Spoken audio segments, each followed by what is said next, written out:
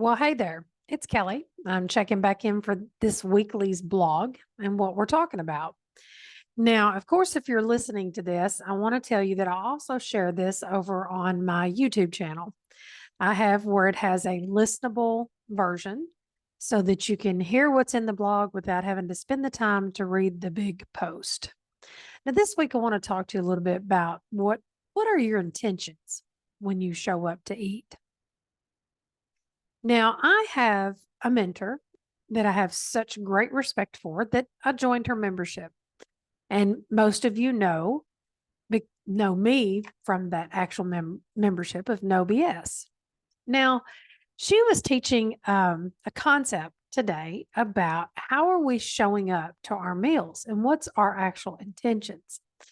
Now, what's been really interesting when I heard her talk about this today was this discovery I also had for myself because listening to what my clients were saying, looking at myself, looking at their journeys, looking at my journeys, I was like, oh my gosh, this makes so much sense.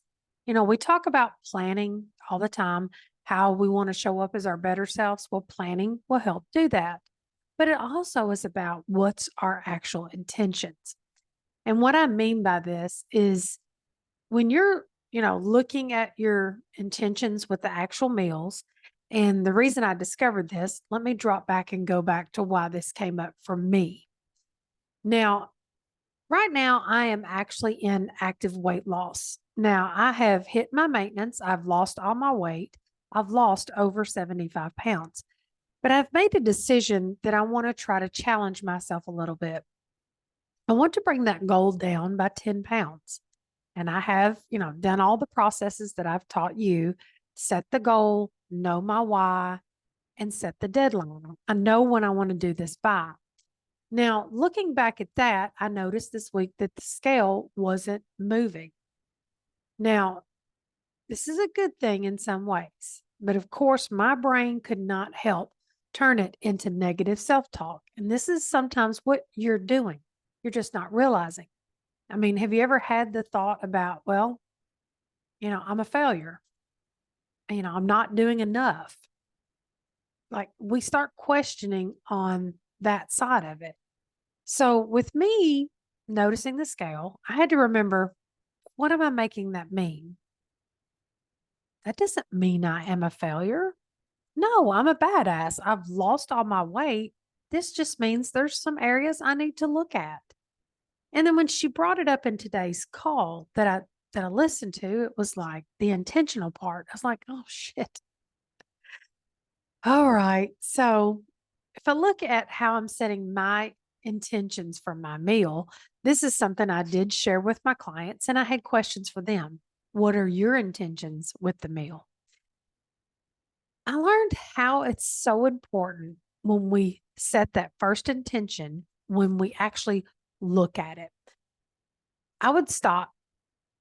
And what I did, I used what she taught us today, and I actually tried it with lunch. And I asked this question: how do I feel? How do I want to feel after this meal? How could I be proud of myself during this meal? Like knowing in the past, I would have a thought of an intention. I would look at the plate and go, that's not enough food. Setting my brain up to go, yep, and we're going to eat it all. Because I had that first initial thought from the intention. My brain already said its intention. It's going to eat it. So stopping and looking at the moment, setting the intention ahead of time, how do I want to feel after this meal? If I want to feel proud or feel good about how I showed up, that I know I met my neutral, I didn't eat till full, how am I going to create that? How am I going to be proud? Well, to be proud, I won't overeat. I know that I am in control of the food, that food is not in control of me. By setting those intentions ahead of time, I took control.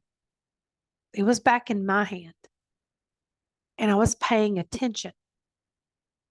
So let's be clear on how you make this doable. You have to be honest with yourself. That's the first step to be intentional. You got to be honest.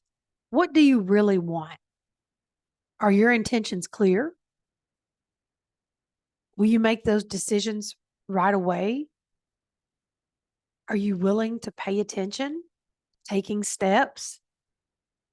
Or are you just ignoring your goals for your weight loss? I'm learning that I'm taking charge of my meals and be real with myself. Because if I hear that thought, that's not enough food, then I know, honestly, I'm going to overeat. I'm going to eat it all just because I had that first thought. So, having a better mindset will help you crush your weight loss goals. I'm proof of that. My mindset down the scale is something I had to work on. And now I'm getting the opportunity to work on it again and see now what? Because our bodies do change. When we start out like I did at 215 pounds, there was a lot of ways I caught a lot of low hanging fruit and lost my weight fairly quickly. But then it gets to a point that we hit a stall or we're still and we feel stuck. And when we feel stuck in those thoughts, we're not taking those opportunities to see what can I do a little bit better? What can I do a little bit better tomorrow? What are my intentions with this meal? This week for me has been about slowing down and focusing on the meal. Well, actually, today's been focusing on the meal. This week has just been focusing one meal at a time. That's where I started. Today's level up is what is my intentions with the meal. So check in with yourself. What are your intentions? Are you setting intentions that will help you reach your goals? If you need help figuring them out, I can't talk tonight for some reason.